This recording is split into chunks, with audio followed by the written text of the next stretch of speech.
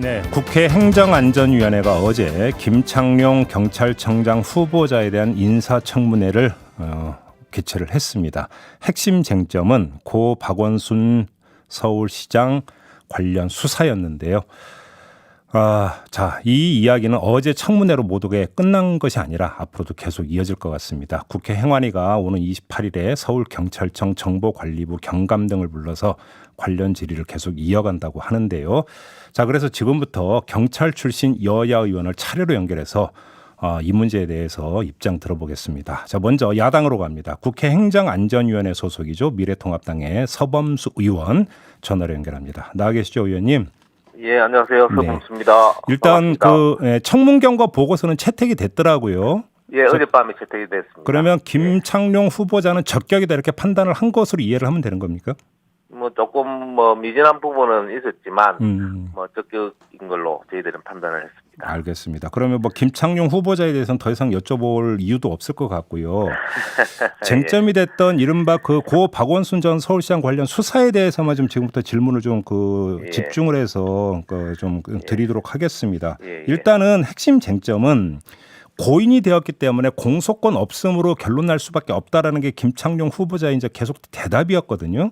예. 자, 이걸 어떻게 받아들여야 되는 걸까요?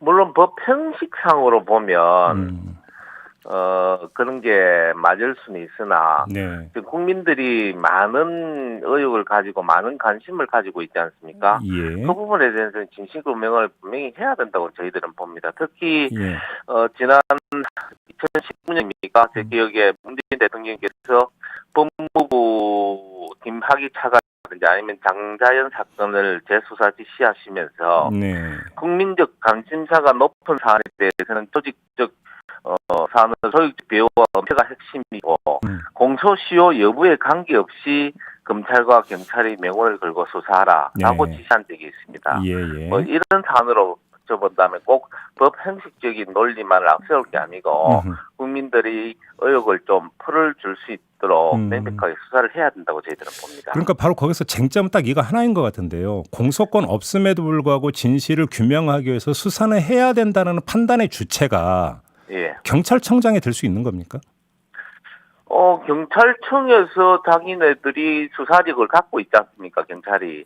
그러면 얼마든지 자기네들이 그 의지에 의해서 수사를 할 수는 있지. 단지 공소권이 없음으로 법형식상 규정을 한 것은 처벌할 대상자가 없기 때문에 그런 실익이 없다고 봐서 이제 공소권이 없는 것으로 지금 것을 내려고 하는데요. 이런 처벌자가 있고 없고의 부분이 아니고 국민들의 의혹을 가지고 있는 상황에 대해서는 충분히 어떤 식으로 해서 사망이 되었고 왜 사망을 했고 이런 부분에 대해서 충분히 수사를 할 수 있다고 봅니다. 그러니까 제가 좀 질문을 드린 취지는 그러니까 사실은 이게 이제 공소권 없음에도 불구하고 진실 규명을 위해서 수사가 뭔가 필요하다라는 판단은 사법적 판단이 아니라 정치적 판단 아니냐. 그러면 그것은 경찰청장이 만약에 그렇게 결론을 내려서 수사라고 지시한 것 자체가 법에 규정된 경찰청장의 권한을 넘어서는 것 아니냐 이런 또 그 지적이 뒤따를 수가 있어서 드린 그렇다고 질문이거든요. 보면 2019년 3월에 문재인 대통령께서 하신 말씀도 마찬가지지 않습니까? 문 대통령께서도 그때 공소시효가 지난 사건을 재수사하라고 했거든요. 그 재수사하라는 부분에 대해서 그러면 대통령은 법을 어기면서 지시를 한 것이고 그 명령을 따른 검찰과 경찰은 또 불법적인 대통령 명령을 따른 것이 됩니다. 너무 거기에 법 형식적인 논리에만 얽맬 게 아니고요. 아까도 말씀드렸다시피 진실규명 차원에서 사실관계를 규명하는 게 그리고 박원순 시장께서 돌아가셨기 때문에 처벌할 대상은 없는 거지만 그 경위에 대해서는 분명히 해주는 게 맞죠. 알겠습니다. 일단 그 좀 확인하고요. 지금 또 하나 중요한 쟁점이 됐던 게 이게 지금 그 고소가 이루어진 사실이 유출이 됐던 거 아니냐는 의혹이 있었지 않습니까? 그렇죠. 자, 이 문제는 어떻게 봐야 되는 걸까요? 누군가가 지금 고소 사실을 유출을 했기 때문에 나온 거지 않습니까? 지금 경찰이냐 청와대냐 이런 이야기거든요. 그럼 청와대에서는 일단 보고를 받았다.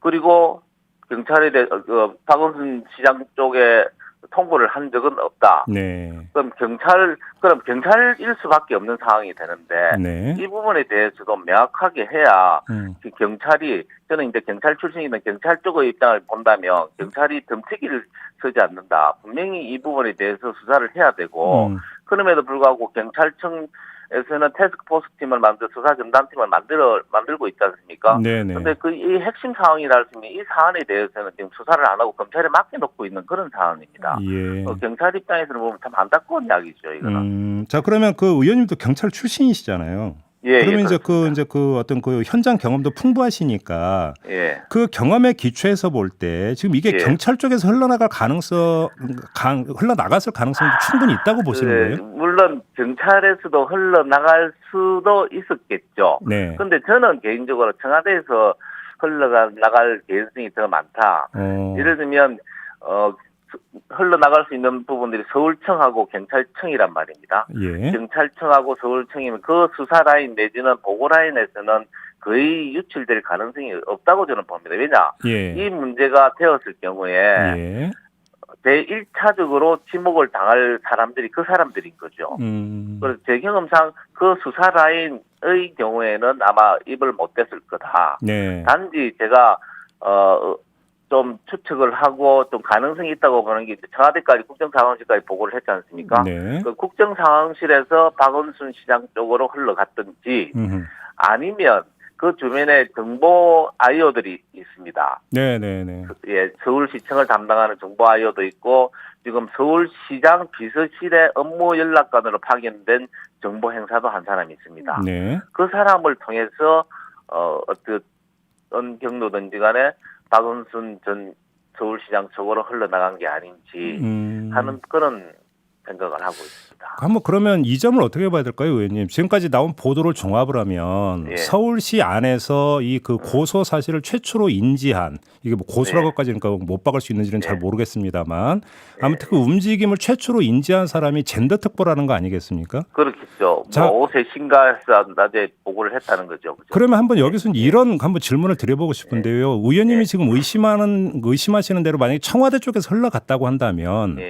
청와대가 굳이 젠더 특보를 통할까요? 박원순 서울시장을 직통을 하든지 비서실장을 통할 가능성이 더 높다고 봐야 되는 거 아닌가요? 어떻게 보십니까? 저는 그건 별개의 문제라고 봅니다. 3시에 젠더 특보가 이제 박원순 시장한테 보고를 한 부분은 고소장이 접수됐다는 이야기가 아니고 이러이러한 이야기가 흘러다니고 있습니다. 네, 맞습니다. 무슨 문제가 있습니까?라고 확인을 한 거고 지금 서울청 내지는 경찰에서 청와대 국정상황실에 보고한 거는 고소장이 접수가 됐고 조사를 하고 있습니다의 내용을 보고를 한 거거든요. 그래서 그 내용은 별개의 문제가 아니냐 그런 생각을 합니다. 알겠습니다. 어제 이제 이 경찰청이 이제 공식적으로 고소가 접수된 건 4시 반이지만 오후 2시 28분에 이미 사실은 그 문의 전화가 왔고 알고 있었다라는 이야기가 어제 새로 나오지 않았습니까?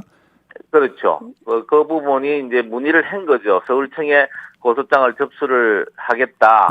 그래서 서울시의 어떤 고위 관련자다라고 했고 그런 부분에 이제 고소장을 만들어진 상황에서 어디에 고소를 할 것이냐. 예를 들면 성북 경찰서에 할 것이냐, 종로 경찰서에 할 것이냐, 아니면 서울청에 할 것이냐 이런 부분에 대해서 서로 담론을 하고 언어를 한 걸로 저희들은 추측을 합니다. 그러면 이 과정에서 바로 오후 2시 28분부터 4시 반 사이에 경찰을 통해서 흘러나갔을 가능성도 있다고 보시는 겁니까, 의원님은? 저는 그 부분에 대해서 흘러나갔다고는 생각을 안 합니다. 왜냐, 고소장 내용 그리고 어제 말씀드렸던 관련자가 정확하게 박원순 서울시장이라고 지목을 한 상황이 아니고 서울시 고위 관련자다, 고위청이다 정도밖에 안 듣고 또 구체적인 내용을 이야기한 게 부분이 아니기 때문에 이걸 그냥 무턱대고 시장 쪽으로 흘려보낸다든지 고소 사실을 유출했다든지 그런 가능성은 거의 없을 것 같아요. 알겠습니다. 지금 경찰의 수사가 몇 갈래가 있는 거 아니겠습니까? 그러니까 조금 전에 말씀하셨던 고 박원순 시장의 성추행 의혹 말고도 어떤 서울시 어떤 공무원들의 묵인 방조 의혹이나 이런 것들도 수사를 하고 있는데 이런 어떤 수사는 지금 제대로 가고 있다고 평가를 하세요? 이것도 좀 의문스럽습니다. 지금 경찰에서 하는 수사가 너무 좀 보여주기식 내지는 시간을 끌고 눈치 보기식 수사가 아니냐. 며칠 전에도 언론에 났다시피 박원순 전 시장 휴대폰에 대한 통신영장이 기각됐지 않습니까? 네네네. 그런 통신영장 기각된 내용을 보면 참 어처구니가 없는데요.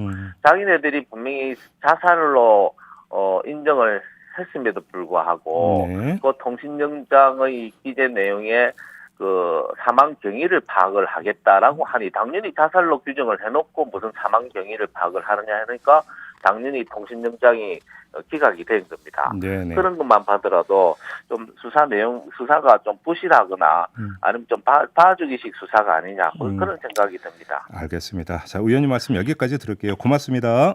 예, 감사합니다. 네, 지금까지 미래통합당의 서범수 의원이었고요.